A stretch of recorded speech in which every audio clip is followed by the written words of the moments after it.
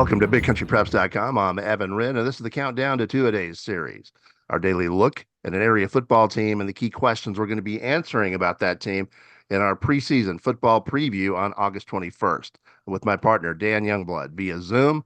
And Dan, we've got the Early Longhorns today on the schedule. Yeah, and the early Longhorns are going to be in a season of transition this year with Coach Daniel Price leaving in the offseason. He's being replaced by his defensive coordinator, Randall Case, after really doing a very nice job there. So going to be interesting to see kind of how that transition plays out this year. But they've got a handful of starters back, 10 of their 26 Letterman return, among those 5 offensive and 4 defensive starters back from last year's 6-6 squad. So not a huge group for Coach Case in his first year, but going to be interesting nonetheless. They're going to have a lot of questions to answer going into the season, just because there is going to be so many spots to fill, and again, you have a new coach as well. So going to be kind of a fun season to watch, in my opinion, as a first season for Coach Case at Early. All right, before we get going, we need to remind you YouTubers to please hit the subscribe button. Also, please hit the little bell so you'll get notifications each and every time that we come up with a new video here at Big Country Preps. And also, we'd like to thank a couple of our sponsors, beginning with For the Love of the Game Broadcasting and our old friend Terry Slavens, owner of KLAX 93.5 FM out of Brackenridge, 97.7 FM KATX out of Eastland, Classic Country AM 1330 out of Graham, 94.7 FM KWKQ out of Graham, KROO 1430 AM out of Breck, and KWBY 98.5 FM out of Ranger. That is For the Love of the Game Broadcasting. Also, Rob Durham, sales consultant at Bear Chevrolet Buick Cadillac up in Breckenridge. If you're in the market for a vehicle, give Rob a shot at 254-559-2266. He's one of the nicest guys you'll ever want to meet. That is Rob Durham up at Bear Chevrolet Buick Cadillac in Breckenridge. All right, with that, let's go ahead and jump in. Let's talk about the early Longhorns and some of the biggest questions they'll be facing this season. I think the biggest is just going to be to see if Coach Case can kind of build on what Coach Price did there. Coach Price in his time there really got the program, I think, on strong footing, got them going in a very positive direction.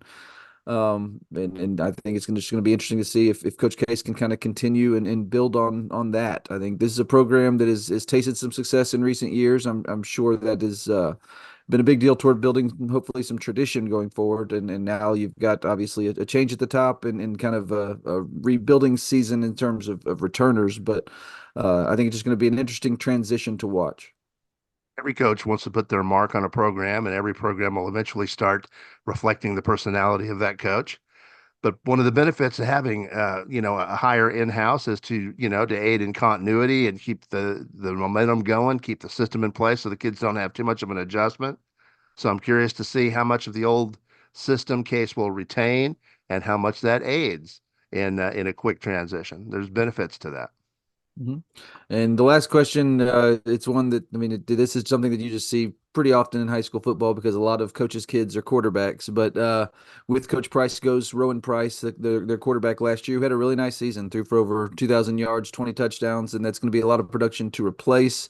Who's going to fill that role and what's it going to look like? That's one thing we got to see with Coach Price during his time at Early with 2 sons that really played at a high level at the quarterback position. Obviously, Rowan being the most recent one, Early's going to have to find a way to get the production they need from that quarterback position. I'm just interested to see kind of what direction they go there and how that turns out. All right, and with that, it's about time to take a look at the early schedule for 2024. We'll take a look at the non-district portion first. They'll open up with area rival Bangs on the road. That's going to be on August the 30th. They'll have 3 consecutive home games after that with Hamilton, Junction, and Peaster on the 20th, and then a road date at Comanche. That's a tough go there, and that's going to be on September 27th, followed by an open date on October the 4th. And that gets him right into district with a really tough opener at Toller on October 11th, followed by a home game against Clifton. They then go to Brady on October 25th before hosting Eastland on the 1st of November and rounding out their district schedule at Dublin on November 8th. So this, I think, is a really interesting schedule. It's a pretty interesting mix of teams that have had a whole lot of success and others that should be games that should be competitive. I think this is going to be a good schedule for a young Early squad. And there are going to be some key games there, particularly in district, that they're going to need to win if they hope to continue that playoff streak. All right, game of the year for this bunch. It depends on how you look at it. Simply making the playoffs or getting a higher seed. I think the most important game for early is going to be, well, they're going to be two of them. I think that at Brady on October the 25th will be a big one to hopefully land a playoff spot from their perspective anyway. And an absolute must win, a must win is going to be the season finale at Dublin. You cannot afford to lose that game, assuming you're fighting for a four seed. If they're fighting for a four seed late, a loss at Dublin would just be crippling. Yeah, I tend to agree. The Dublin game's a must win, but they obviously they've got to get a win or two before that, but to make that Sure. game matter. And there's going to be some interesting. I think that stretch you got Toller to open district, and I think that one's going to be really tough. I think Toller's going to be very good again. But you got that stretch of Clifton, Brady, Eastland, bang, bang, bang. You got to find a way to snag at least one win out of that three, and if you do, you got a chance there to get the in the season in the regular season finale to punch your ticket to the playoffs. But I think this is going to be a fun district. Like I think Toller's the clear favorite in my opinion. After that, it's going to be a lot of teams that are traditionally competitive but not necessarily dominant. So I think it's going to be an interesting go. All right, and with that, it's about time to wrap up the countdown to two-a-day series for today, the Early Longhorns. But before we do that, we want to remind you that August 21st is the big day here at Big Country Preps. That's the day we release our preseason football preview. It's going to be the most comprehensive look at Big Country football and just a little outside the area of the Big Country that you're going to find in the media, period. We'll have a preview for each and every one of our 11-man teams. We'll have a six-man preview. We'll have tons of photos. We'll have videos. We'll have stats, standings, opinion pieces, predictions, you name it. You'll have it. Don't miss the fun. That's August 21st. And this year, that preview will be growing as we're adding five new schools to our coverage area.